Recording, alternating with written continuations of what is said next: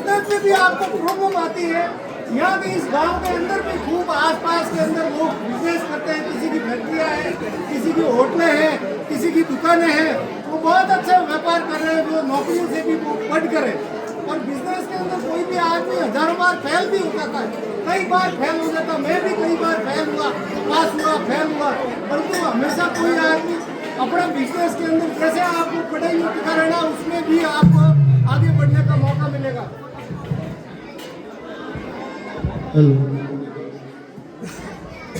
तो आप इस फैशन की दौर से दूर रहकर शिक्षा के अंदर, शिक्षा वो एक शेरनी का दूध है, जितना पियोगे उतना दौड़ोगे।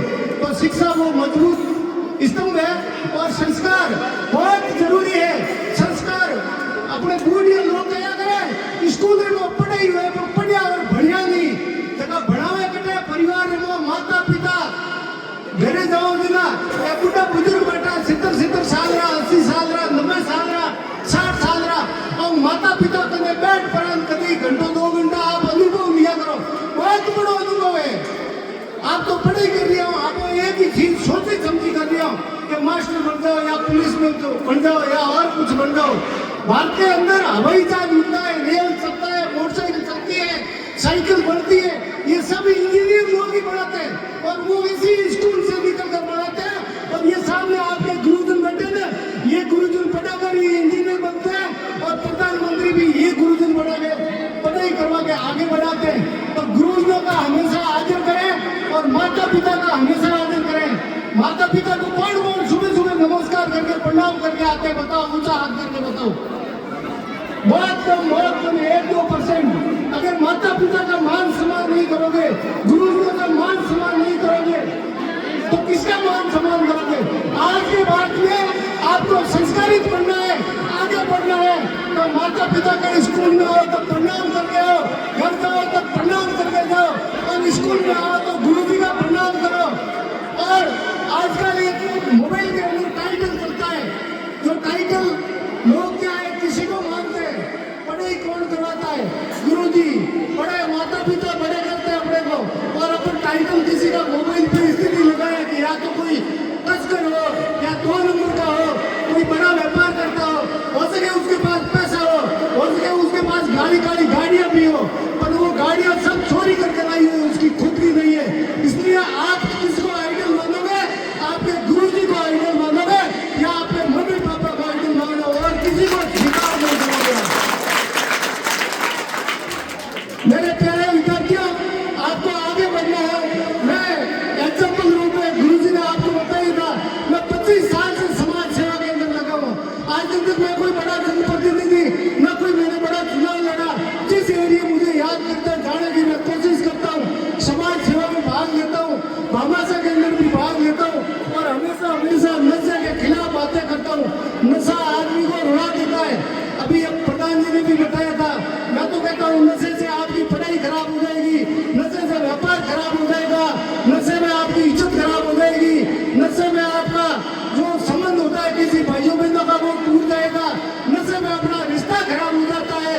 और मेरे प्यारे विद्यार्थियों, आप 10वीं 12वीं आप जो बड़े कक्षा में हो, उनको भी मैं कहना चाहता हूँ कि माता पिता अपने को बड़ा करते हैं। अभी एक आपने संस्कृत कार्यक्रम भी बताया था, आपने बुढ़े बुजुर्गों का क्या हाल है।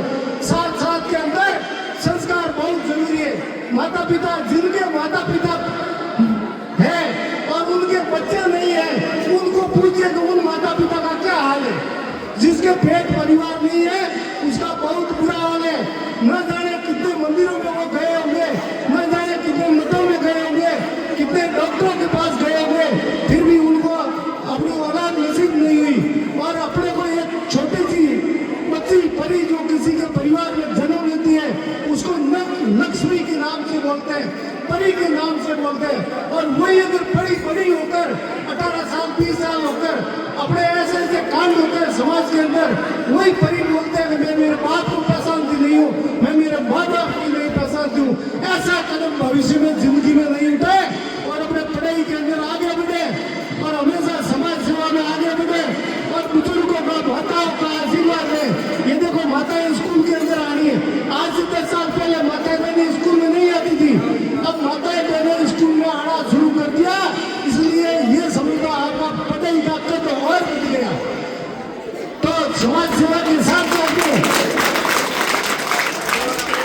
भी समाज के साथ साथ में हमेशा आपके बीच में जाता हूँ, हमारा हौसला बड़ा होता है।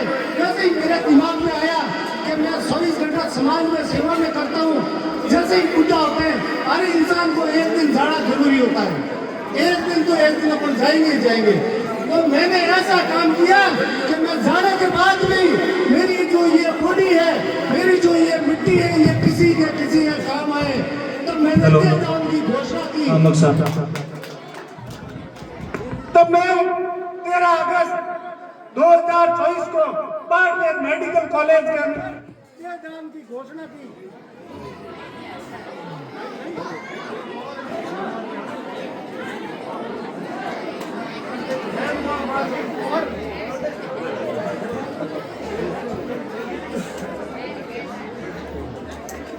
तो मेरे भी ये देवदान का भी काफी सालों से दिमाग में चल रहा था कि अपन चलते चलते जीते जी तो अपन समाज सेवा कर रहे हैं, परंतु जाने के बाद में भी ऐसा काम करें ताकि हमारी मिट्टी भी किसी के काम आए। तो हमने बाड़मेर मेडिकल के अंदर हमारा सब पूरा शपथ ले लिया कि हमारी जो मिट्टी है ये भी आपके पढ़ने के लिए, डॉक्टर बनने के लिए, आगे समाज सेवा में कुछ जिंदगी किया तो बढ़ते भी करें। तो यहाँ जो